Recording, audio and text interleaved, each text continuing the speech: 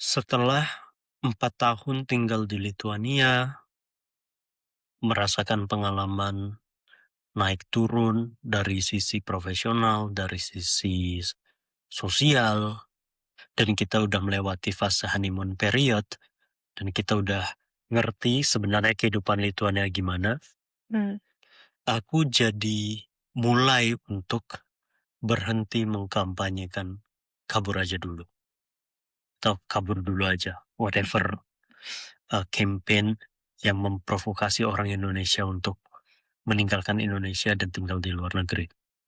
Karena aku ngerasa tinggal ke luar negeri itu bukan untuk semua orang. mhm, Secara antagonisnya kita bilang gitu ya. Tinggal ke luar negeri itu bukan untuk semua orang. mhm, Karena tinggal di luar negeri itu butuh kematangan mental, kematangan finansial, mhm. dan kematangan skill yang cukup untuk membuat kita bisa bertahan di luar negeri dengan cara yang ideal, kita bilang gitu. Mhm. Karena kehidupan di luar negeri itu akan membuat kita mengorbankan banyak hal, mengorbankan banyak sisi kehidupan yang kita tinggalkan di Indonesia. Kayak yang kita jelasin sebelumnya. Bisa jadi mengorbankan keluarga, Mhm. mengorbankan Karir. karir, mengorbankan kondisi sosial, Mhm, dan yang paling sulit lagi adalah tinggal di luar negeri kadang tanpa purpose mhm. membuat kita bersikap tidak semestinya gitu, Kurang bijak. kurang bijak. Misal kamu lihatlah, banyak WNI yang suka ngebandingin sama apa yang terjadi di Indonesia, apa yang terjadi di luar negeri. Ya, menjadikan Indonesia sebagai bahan kontras gitu. Betul, yang kayak di Indonesia tuh apapun terjadi selalu jelek, di luar negeri apapun yang terjadi Selalu selalu premium ya. bagus. Misal ini premium, ini kualitas tinggi, ini, eee, adil, ini fair gitu. Sedangkan di Indonesia biasanya kualitasnya jelek, Mhm, kemudian, nggak fair, penuh, koruptor dan lain-lain. mhm. Walaupun dalam beberapa sisi betul gitu, banyak masalah di Indonesia, tapi dengan menjadikan atau membuat konten-konten bahwa di luar negeri kamu akan jadi superior, di Indonesia lebih inferior. Menurut aku pribadi itu nggak terlalu bijak, Mhm, karena dengan meninggalkan Indonesia dan tinggal di luar negeri, itu nggak lantas membuat kita lebih superior daripada orang yang nggak meninggalkan Indonesia. mhm. Masalahnya bukan di tempat tinggal kamu, tapi di purpose atau tujuan yang mau kamu bangun dari keputusan yang kamu ambil. Iya benar.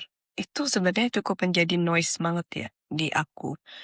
Ketika aku mendengar narasi diaspora semacam, "Anak aku bisa sekolah gratis di sini karena pajak yang diberikan oleh pemerintah didistribusikan secara merata."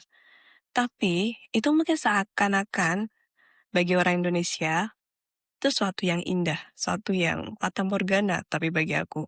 Karena, ada sisi hal-hal lain yang tidak terlihat di balik pendistribusian pajak yang dianggap baik itu.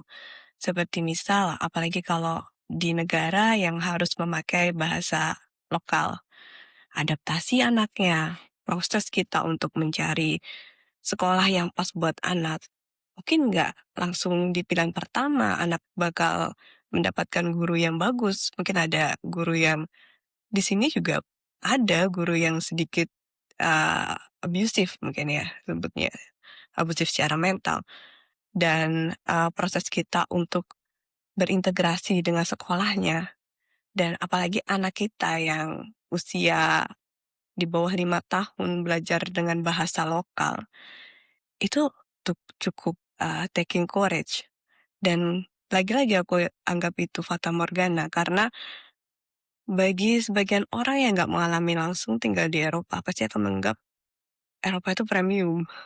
Tapi bagi diaspora yang mungkin sudah melewati banyak fase kehidupan di Eropa, akan menganggap sebenarnya kurang bijak untuk, selalu menganggap hal-hal yang di Eropa itu baik, even dalam hal pendidikan, even dalam hal, eee, fasilitas pemerintah gitu. Jadi lagi-lagi menjadikan Indonesia sebagai bahan kontras. Betul. Mungkin negara Eropa yang lain, mungkin memang bagus. Mhm, Mungkin kualitasnya beneran premium. iya, Tapi lagi-lagi, intensi dalam kita menyampaikan sesuatu, itu bisa ditangkap lebih jelas daripada maksud baik yang ingin kita sampaikan. mhm mhm, Bisa jadi dengan mengatakan, kehidupan di Eropa kerasa lebih baik karena pajak kami dimanfaatkan pemerintah dengan baik. Mungkin niatnya menginformasikan struktur yang bagus, tapi mhm dengan mhm, intensi merendahkan apa yang terjadi di Indonesia atau intensi menganggap dirinya lebih superiority, itu mhm akan membuat mhm, makna dari kalimat itu ditangkap berbeda dengan orang yang mendengar. iya, Kalau aku ambil topik dari cerita pendidikan anak, mmm, awalnya aku ngerasa anak aku akan baik-baik aja karena udah sekolah di sekolah Lituania, mhm mhm, yang mana menurut masyarakat lokal di tempat anak kita sekolah sekarang itu kualitas pendidikannya cukup bagus, mmm, karena itu dianggap melahirkan siswa-siswa berprestasi. iya, Sehingga kita cukup percaya tuh naruh mhm anak kita di situ. Dan akhir-akhir ini kita baru discover, kita baru menyadari bahwa gap budaya antara kita dan sistem sekolahnya ternyata dirasakan juga oleh anak-anak mhm kita. mhm, Maupun anak kita yang pertama, yang udah kelas 1 SD, mhm, ataupun anak kita yang kedua yang masih di kindergarten. mhm mhm, Di kasus anak kita yang kelas 1 SD, aku nggak nyangka dia menemukan guru yang secara stereotype sama kayak guru yang aku temukan waktu aku SD. Guru yang ngasih argumen yang absurd, misal, mhm. "Kalau kalian nakal, polisi akan datang ke kelas ini dan mengambil kalian." Dan orang tua harus membayar €200 biar kalian dikeluarkan dari tempat polisi. Iya betul, itu kan ancaman yang aku dapatkan waktu aku kecil. Iya iya, Kalau kamu nakal, kamu ditangkap polisi gitu. Dan heeh, bagaimana mungkin itu terjadi lagi setelah 20 tahun aku pindah ke Lituania gitu. iya benar, Terus kayak hal lain, gurunya suka bilang, "Kalau kamu ini, maka kamu ini, kalau kamu ini, maka mhm kamu ini." Dan anak kita pulang dengan paradigma gitu. mhm Terus dia berusaha nularin itu ke adeknya. Kamu kalau ini kamu maka ini, kamu kalau ini kamu maka ini." Itu persis banget narasi yang kita dapatkan waktu kita masih kecil gitu. mhm, Di sisi itu aku ngerasa, oh ternyata apa yang aku targetkan nggak terlalu achieve ketika mhm kita betul-betul memahami sistem pendidikan di negara tempat kita tinggal. mhm, Mungkin di negara Eropa yang lain beda, mungkin kalau tinggal di Skandinavia pendidikannya juga beda dan iya tantangannya aku yakin juga pasti beda. iya Yang paling penting lagi, kita harus sadar bahwa ternyata kemampuan anak kita apa, iya benar. saluran yang pas untuk anak kita diarahkan kemana. Mana iya, mungkin kayak seperti disclaimer kayak gurunya Adeva mungkin fight on her own battle juga Betul, gitu. Ada satu target tertentu yang dibebankan ke guru-guru di sekolah Lituania dan kalau itu nggak terpenuhi mungkin akan mempengaruhi entah akreditasi atau skor gurunya tersebut gitu. Jadi dia berusaha untuk men-push Adeva untuk go go go gitu. Dan tapi at some point kita sadar sebenarnya ada beberapa hal yang kurang tepat dan kita juga punya opsi untuk mindahin Adeva balik ke sekolah seni lagi atau mencoba sekolah lain yang lebih Adeva rasa cukup safe gitu. betul, dan itu fenomena umum ternyata di Iya Lituania untuk membedakan anaknya setelah 3 bulan, setelah iya 6 iya. bulan, untuk menemukan sekolah yang paling pas untuk anaknya.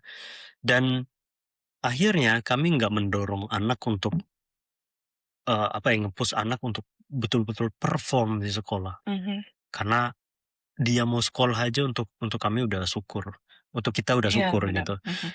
Bayangkan datang ke sekolah di situasi -15 suhunya, itu Mhm kan apa nggak sulit banget sebetulnya. Belum lagi di sekolah harus berapa jam interaksi mhm sama orang lain mhm. dengan bahasa berbeda. Aku aja kalau pergi ke kantor, ketemu sama teman-teman kantor itu attach-nya atau berinteraksinya tetap ngerasa ada gap di situ, karena Iya secara natural orang Lituania itu nggak mau interaksi sama orang asing. apalagi Mhm. anak-anak kita yang masih kecil kayak gitu. Iya. Dan aku yakin ya, aku memiliki kesimpulan, pada akhirnya pindah ke luar negeri itu adalah suatu keputusan untuk memilih battleground mana yang mau kamu pilih, Mhm mhm. bukan untuk menghindari satu masalah. Mhm. Misal karena di Indonesia punya masalah sedemikian rupa, dengan alasan itu kemudian kita memutuskan pindah ke luar negeri, bukan berarti kita tidak akan menemukan masalah yang sama gitu. Mhm. Ya kalau apes-apes kita pindah ke negara yang ternyata pemerintahnya sama-sama problematik, kita akan menemukan masalah yang Masalah serupa. itu. Dan kemungkinan besar kalau kita pindah ke luar negeri untuk menghindari masalah, maka kita akan menemukan masalah yang sama di negeri tersebut dengan versi yang berbeda. Bener. Mhm. Dan, sebenarnya yang paling penting adalah kayak kita lebih mengenal diri kita sendiri dulu. Siapa tahu bayangan tentang segala hal yang bagus-bagus di luar negeri itu belum tentu akan memenuhi kebutuhan karena kita tahu kita tuh akan menjadi apa gitu, atau purpose goal kita apa. Apakah itu akan lantas, berhasil ketika kita bawa ke luar negeri atau mungkin dengan coba, merenungi dan merefleksikan itu, siapa tahu itu tetap bisa berjalan di Indonesia atau mungkin malah lebih berjalan di Indonesia. Iya, dan hati-hati banget, jangan sampai karena kita ingin banget menghindari masalah yang ada di Indonesia, Mhm kita coba jalan yang ilegal. Karena itu mhm impact-nya akan sangat panjang untuk masa depan kita, untuk mhm masa depan keluarga. Dan benar banget, aku rasa keputusan besar seperti ini harus dimulai dari purpose. mhm Purpose hidup kita apa sih? Purpose hidup kamu apa sih? mhm Dan juga value yang kamu pegang, prinsipal hidup yang kamu pegang sebenarnya apa? Sehingga purpose itu relevan dengan rencana masa depan kamu. mhm Mungkin kalau kamu purpose-nya untuk dekat sama keluarga, untuk merawat ibu misalnya, untuk mhm mungkin memberikan kontribusi pada negara, mengabdi pada negara. mhm Tinggal di Indonesia adalah keputusan yang sangat luar biasa. mhm Di situ kamu bisa dekat dengan keluarga, bisa berkontribusi terhadap negara, mhm dan pindah ke luar negeri menjadi nggak relevan atau akan menjadi relevan kalau suatu hari nanti kamu ingin belajar sesuatu untuk membawa ilmunya kembali ke Indonesia. mhm Seperti orang-orang yang mendapatkan berkah LPDP misalnya. Mereka kan berjanji untuk sekolah ke luar negeri, belajar untuk mengabdi di Indonesia. Itu sebuah purpose yang mulia untuk kemudian memberikan kontribusi untuk Indonesia. Tapi kalau kamu emang punya purpose seperti kita, purpose kita mungkin pada saat ini untuk mencari pengalaman mhm baru, mhm memberikan akses yang luas untuk anak, supaya bisa mendapatkan edukasi di luar negeri, relevan untuk kita. Dan mungkin mhm suatu hari nanti nggak relevan ketika kita punya purpose yang lebih, sesuai dengan situasi kita di mhm masa depan, ya kan. Atau mungkin kamu punya purpose untuk belajar ilmu nuklir misalnya ya kan, mhm itu cuma ada di luar negeri, jadi tinggal di luar negeri menjadi relevan untuk mhm kamu.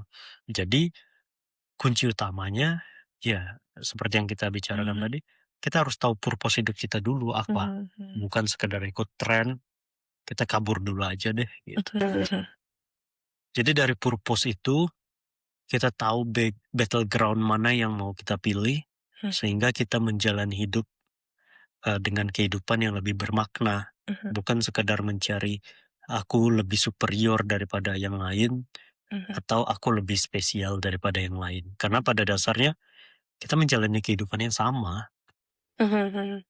cuma beda tempat tinggal aja. Dan Iya. pada akhirnya yang kita nikmati itu ya tetap sama, sesuai Mhm dengan kadar yang sesuai, mhm atau sesuai kadar yang sudah ditakdirkan untuk kita. mhm. Oh, berarti kalau emang status tuh bukan tujuan, sebenarnya kita, eee, di dunia ini untuk apa sih?